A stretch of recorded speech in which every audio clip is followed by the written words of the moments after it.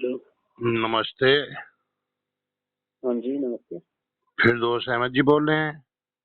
जी, जी। फिरदौस जी, मैं पहलवान धर्मवीर सिंह बोल रहा था। कल एक मैंने थोड़ा सा एक छोटा सा वीडियो डाला था, आपने उस पर कमेंट किया था। अच्छा, हाँ, हाँ, हाँ, धर्मवीर भाई कैसे हैं आप? ठीक हो? मैं ठीक है जी, आप सुनाओ। तो मैंने इसलिए जो है आपको फोन किया है। मैं चल अच्छा, हाँ, मैंने देखा था वो एक्चुअली वो रात को ही नंबर छोड़ा है तो मैं कहा भाई मैं फोन कर लेता हूँ।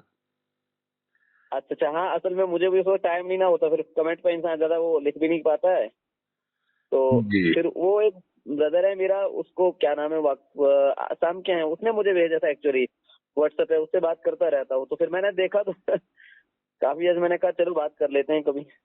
नहीं, कल मुझे आना था उस पे जो है क्या नाम जो लाइव, लेकिन मेरा लाइव जो बंद कर दिया गया। अक्सर जो बंद कर देते हैं ये फेसबुक वाले। तो फिर मुझे अच्छा, छोटा सा एक वीडियो बनाना पड़ा। आना तो मुझे तो विस्तार से तो बात करनी थी। ठीक ठीक। तो कहाँ से हैं फिरदौस भाई जी आप? मैं जम्मू कश्मीर से हूँ। अच्छा, बहुत अच्छी बात है। जी जी आप कहाँ से हैं भाई? मैं हूँ यूपी से, फिलहाल मैं दिल्ली से बात कर रहा हूँ। अच्छा अच्छा, यूपी कहाँ से हैं आप? यूपी मुजफ्फरनगर।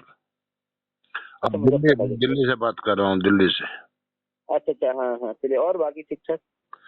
सब ठीक है, परमपिता परमात्मा की दया है, और आप सबके लिए परमात्मा से प्रार्थना करते हैं कि सब खुशहाल रहें। चलो चलो, दुआ दुआ दुआ ही सबसे बड़ी बात है। जी, प्रार्थना कर सकते हैं, दुआ तो क्या। जी हाँ, एक ही बात है, प्रार्थना हो दुआ हो। जी जी।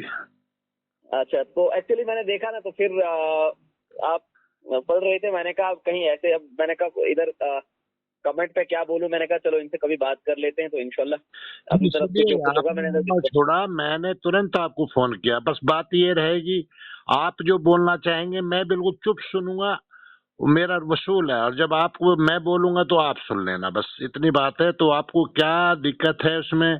जो मैंने आयतें पढ़ी हैं तो आप मुझे बताएंगे। मैं अब आप अपना बताएं मुझे क्या दिक्कत है, मैं चुप सुनता हूँ।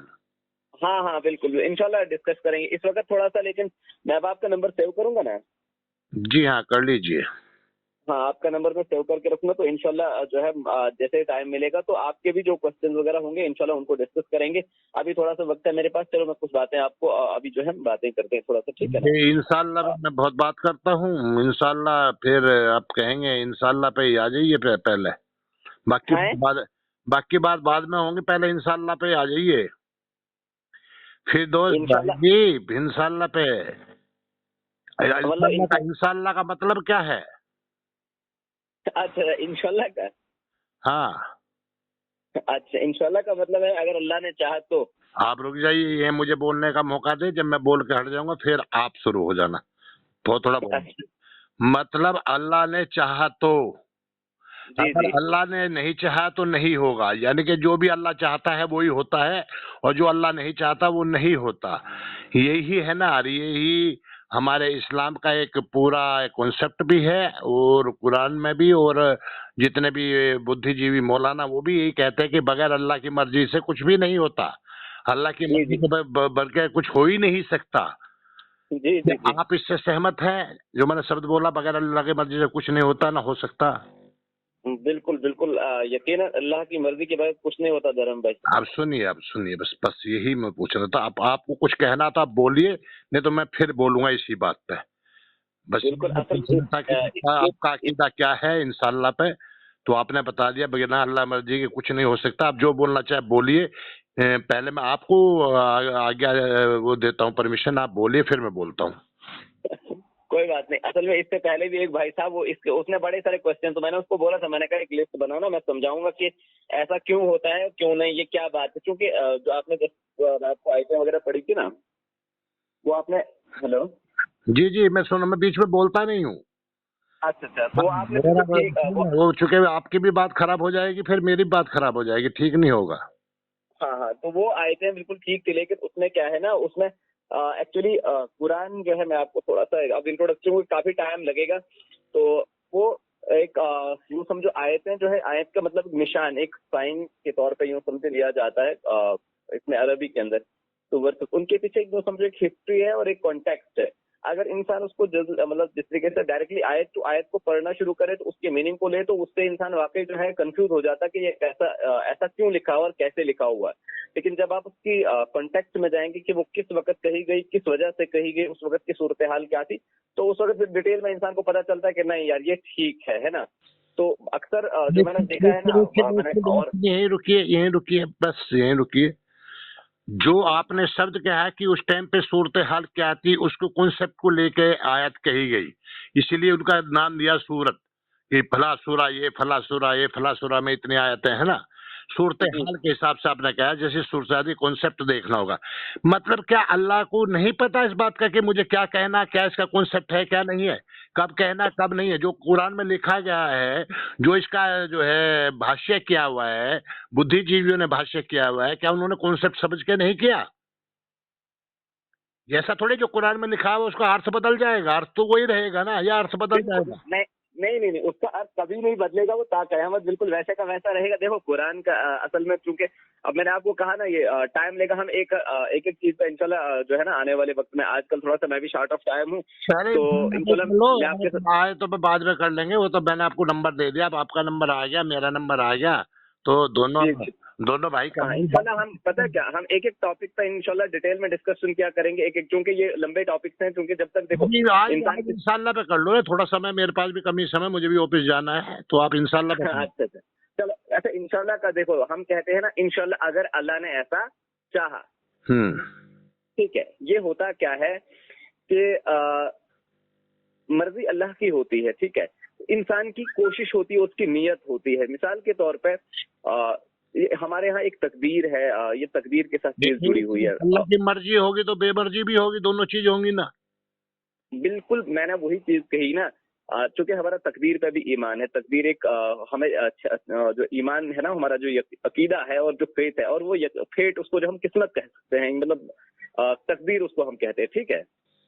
तो अगर हम जो भी कहते हैं, अगर अल्लाह ने चाहा ऐसा होगा, चूंकि इंसान के बस में कुछ भी नहीं है। देखो मैं आपको एक इस चीज को इस तरीके से समझें आप, कि इंसान मिसाल के तौर पे अभी हमने कितनी जिंदगी जी ली, 10 साल, 20 साल, 30 साल, ठीक है ना, इसका तो हमें पता है कि हमने कितना जिया है ना। लेकिन इंसान इतना एक तरफ से बेबस है कि हम अगले 2 घंटे की अपनी गारंटी नहीं दे सकते कि हमारे साथ कब क्या होने वाला है, ठीक है। हम ये नहीं कह सकते कि अगले 2 घंटे में हम जिंदा रहेंगे या नहीं रहेंगे, ऐसे तो कह सकते हैं हम, लेकिन ये गारंटी नहीं है इस चीज की। मिसाल के तौर पे मैं यहाँ पे अभी बैठा हूँ, मैं यहाँ से बाहर निकलूंगा, ठीक है ना, तो हो सकता है अल्लाह न जाने मेरे लिए मौत खड़ी हो कहीं बाहर 2 घंटे के अंदर ही, तो पॉसिबल है ये। तो अगर मैं ये कह दूंगा कि नहीं मैं पक्का ही उधर, देखो ये वो चीज कि मैं मिसाल के, मैं आपको कहता हूँ कि धर्मवीर भाई मैं जम्मू जाना चाहता हूँ मिसाल के तौर पे, और मैं अगले 4 घंटे में जम्मू बिल्कुल पहुंच के रहूंगा, मैंने ऐसा करना है और कंफर्म है, गारंटी है। मिसाल के तौर पे मैं आपको कहता हूँ कि गारंटी बोलना है इस बारे में, आप बोल लीजिए, जब मैं बोलूंगा आप सुनना पड़ेगा आपको, बोलते जाइए। हाँ, बस थोड़ा सा मैं इस वक्त बाद में इंशाल्लाह इस पर करेंगे डिस्कस, अब मैं इतना ही थोड़ा सा बताऊंगा। मिसाल के तौर पे मैंने आपको ये चीज कही कि धर्मवीर भाई मैं यहाँ से जम्मू जाना चाहता हूँ और अगले 4 घंटे में मैं जम्मू पहुंच ही जाऊंगा, कंफर्म है। तो लेकिन मैं अपनी जगह आप सोचे कि क्या मैं वाकई गारंटी दे सकता हूँ, क्योंकि इंसान के पास वो इख्तियार नहीं रखा है अल्लाह ने। तो हो सकता है मैं यहाँ से जम्मू निकलूं, मेरे रास्ते में अल्लाह ने अगर एक्सीडेंट हो जाए मुख्तलिफ, इसलिए हम क्या कहते हैं कि अगर अल्लाह ने चाहा तो यकीन हमारा जो इरादा होता है, इरादे के साथ जो अल्लाह की मर्जी होती है, ठीक है ना, कि अगर अल्लाह ने चाहा तो यकीनन ऐसा होगा, अगर अल्लाह ने नहीं चाहा तो रास्ते में भी कुछ हो सकता है।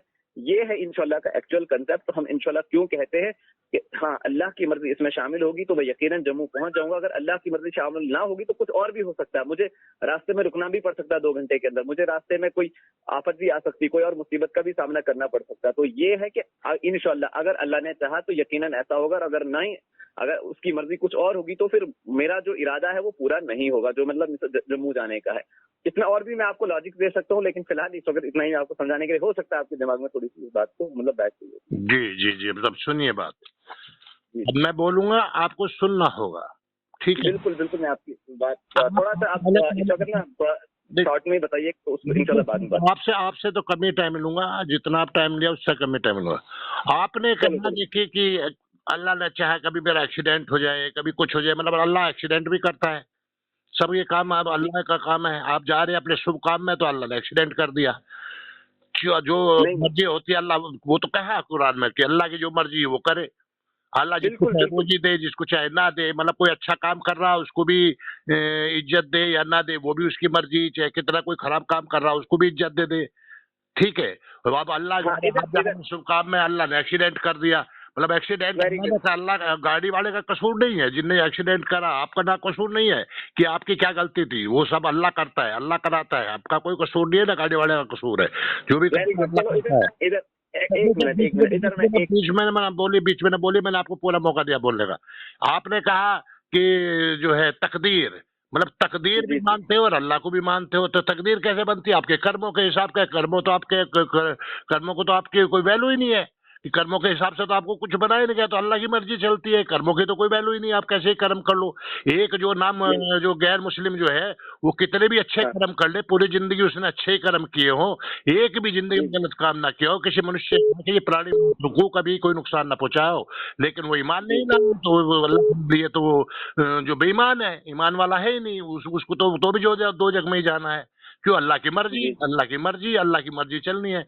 अगर कोई 2 साल की बच्ची जो है के साथ रेप कर रहा, कोई उसका मर्डर कर रहा, तो वो सब अल्लाह की मर्जी से हो रहा, अल्लाह की मर्जी हो रही है, अल्लाह की मर्जी चल रही है। जी अगर अगर जो है उसने बाद में उसने कितने भी गुनाह कर लिए, गुनाह का पूरा ढेर लगा लिया, तो अल्लाह की मर्जी, उनने बाद में जो उसे एहसास हुआ कि मैंने भाई गलत काम किया, मैं बहुत पछता रहा हूँ, अल्लाह से तौबा कर ली, तौबा कर ली तो अल्लाह ने माफ कर दिया, उसको तो माफ कर दिया, लेकिन उस बच्ची के साथ जिसको मारा, अत्याचार हुआ, उसके साथ उसने हम्म, गलत काम किया, उसको तो न्याय नहीं मिला ना। अब क्यों? आपके हाँ यहाँ तो कर्मफल सिद्धांत तो है ही नहीं कि भाई अगर यहाँ आप गलत करेगा तो दोबारा इसके कर्म के हिसाब से इसको सजा दी जाएगी, वो तो कोई मतलब है ही नहीं। हम्म, वो तो कभी कयामत आएगी, कब आएगी, जब जाके होगा, तो हम्म, अल्लाह की मर्जी, जो कुछ होता है अल्लाह की मर्जी से होता है, अल्लाह की मर्जी हम्म, से के बगैर कुछ होता ही नहीं है। जितने भी कोई डकैती, चोरी, लूट जो होता है वो अल्लाह की मर्जी से होता है। कोई कि भुक्का मर रहा तो अल्लाह की मर्जी से मर रहा, गरीब आदमी बेचारा मेहनत कर रहा, किसी की चोरी हो रही है, मेहनत कर चोरी कर, कोई जो है मेहनत करके जो है पैसे कमा के ले जा रहा, चोर जेब काट के ले गए, तो अल्लाह की मर्जी, सारा काम अल्लाह की मर्जी से हो रहा है। इंसान का तो कोई कर्तव्य है ही नहीं कि मेरा क्या कर्तव्य है, इंसानों का क्या कर्तव्य है। अल्लाह जो इंसानों के काम भी जो है अल्लाह करता है, हम्म। ये है ना इंसान, सारे हो इंसानों गया के हो काम गया अल्लाह करता है। जी, हो गया आपका कंसेप्ट पूरा। हाँ, हो गया, मैं बता दिया उस जो जो बात चलो आपने मैं सुनी समझ थी। गया, मैं समझ गया। ये पता क्या, मैं अब आप ये जो है ना, ये जो तकदीर का कंसेप्ट सबसे लेंथी कंसेप्ट है इस्लाम के अंदर, और ये सबसे थोड़ा डिफिकल्ट रहता है समझने के लिए, लेकिन मैं आपको अब इंशाल्लाह थोड़ा बताऊं। अब जैसे आपने कहा ना कि हमारे यहाँ सारे कर्म को, बुद्धिजीवी हैं, जो आप ज्यादा बुद्धिजीवी आप समझ जाएंगे, हम नहीं समझेंगे, समझाइए हमें। नहीं बिल्कुल बिल्कुल यार इंशाल्लाह हम समझाइए अपनी ना, तरफ से एक आपको, बच्ची के साथ अत्याचार, एक बच्ची से बलात्कार हुआ, उसकी हत्या कर दी आदमी ने, तो अल्लाह अल्लाह ने कर मैं दिया। समझ गया आपकी तो तमाम, मैं परमात्मा का आपके काम तमाम तो है नहीं, पॉइंट, परमात्मा तो ये काम करते नहीं इंसानों के काम, अल्लाह करता है मैं सारे इंसानों के काम। अल्लाह शादी भी मैं कराता है, अल्लाह शादी भी कराता है, अल्लाह जो है फौज भी भेजता है लड़ने के लिए धरती पे, अपने चाहने वालों के, अपने नबी के साथ भी लिए भी फौज भेजी उसने, फरिश्तों की, 5,000 फरिश्तों की। अल्लाह ने अब इतना, थोड़ा अल्लाह का सा ये काम है, अल्लाह के फिर परमात्मा का ये काम नहीं है, अल्लाह का काम है लोगों से जो है भेदभाव करना, मुसलमानों से अलग भेदभाव, जो गैर मुस्लिम है उनसे अलग भेदभाव, ये सब नहीं नहीं नहीं, ये तो है। अच्छा पता है क्या, अब जो है मैंने आपको पहले ही कहा ना, ये लंबे टॉपिक से सभी को डिस्कस करेंगे इंशाल्लाह रहमान। अब इसको मुझे भी थोड़ा कोई वक्त बात कमी, नहीं, लेकिन चलो अब कोई बात आपकी बात नहीं, को मैं समझ, हेलो, मैं आपकी समय बात को बता समझ दीजिए, गया। जब मैं आपको आपको, समय हो, मुझे समय हो, आप मुझे कॉल कर लेंगे, वो कर लेंगे, कोई बात नहीं। मुझे भी ऑफिस ठीक जाना, है आप भी अपना काम करिए, बताइए, मुझे जवाब दीजिए जो भी बात जी, है। जी हाँ, थोड़ा सा अभी मैं इंशाल्लाह आपको बताता हूँ, इंशाल्लाह बाद में इन चीजों तो पे मैं आपसे डिटेल थोड़ा नहीं, डिस्कस फिर वही करूंगा। बात होगी, फिर मैं भी बताऊंगा, उससे कोई फायदा नहीं होगा। आपने आपने जो बताया मैंने उसको जवाब दिया, अब इस बात को यहाँ खत्म करें, और जब मैं आपको दोबारा शुरू करेंगे, जब आप दोबारा करेंगे, जब शुरू हो जो जाए, जो मैंने 4 जो आयतें बहुत बताया है उसमें वीडियो में बोला, आयतें बोली हैं, उस पर बाद में चर्चा कर ले। आप समय बता दीजिए किस टाइम आपको समय होगा, मैं भी समय निकाल कर आपसे हाँ, बात करूंगा। जो जो आपने मतलब जो आपने बताया ना जवाब, इसके इंशाल्लाह के जवाब में, ये इसमें बहुत सारे क्वेश्चंस मैंने देखे, काफी ज्यादा क्वेश्चन है, उनको काफी टाइम लगेगा बताने के लिए। मैं अभी आपको थोड़ा सा बता दूं। आपकी बात कोई पानी दे रहा हूँ, बिल्कुल ये बहुत, ये कभी खत्म होने वाली बात नहीं, इसीलिए हमने जो है एक जो चैलेंज किया हुआ है, क्योंकि मैं पहलवान आदमी रहा हूँ, तो मेरा काम है चैलेंज करना। हमने जी चैलेंज जी किया हुआ है कि कोई भी, जितने भी इस्लाम के जो आलिम हैं, जो बुद्धिजीवी हैं, जी इस्लाम में भी बहुत बहुत बुद्धिजीवी लोग हैं, बहुत बहुत समझदार लोग हैं, बहुत बहुत सहनशील लोग हैं, बहुत लोग अच्छे लोग हैं, बहुत लोग गाली भी देते रहते हैं, रात दिन गाली देते हैं। मान लिया कोई चीज, कोई कुरान में से हमने आयत बता दी, तो उस आयत को मतलब वो खुद तो पढ़ रहे तो कोई बात नहीं, और हमने बता दिया तो गाली देनी शुरू कर देंगे, और तो कुछ बस के ही नहीं, क्योंकि अल्लाह भी गाली देता है रात दिन काफिरों को, जो है मुस्लिमों को, इनको मैं जलाऊंगा, आखिर में इनको जो आग में डालूंगा, जहन्नुम की आग में जलाऊंगा, ये हमेशा जहन्नुम की आग में रहेंगे। तो तुम भी गाली दे लो भाई, क्या फर्क पड़ता है, उसको बताएंगे। ऐसी बात अभी अभी आज की बात है, आज की बात है, एक आयत आयत थी जो उसमें सूरह बकर की आयत नंबर 223 है, तो उसमें अल्लाह ताला फरमाते हैं कि औरत आपकी खेतियां हैं, इनको जैसा चाहो वैसे यूज करो। अब किसी आदमी ने लिख दिया तो शेयर कर दिया, भाई कुरान में लिखा हुआ है, कॉन्सेप्ट है कुरान में, तो उसी में उसको तेरी माँ क्या तेरी यो, अब तू उसको बात कर रहा है अल्लाह से, अल्लाह को गाली दे, अल्लाह ने क्यों लिखा इसमें, ये अल्लाह का कलाम है, अल्लाह को क्यों गाली दे रहा है, ये गाली मार देंगे, काट देंगे, लूट देंगे, ये सिक्का और कुछ बस की नहीं करना।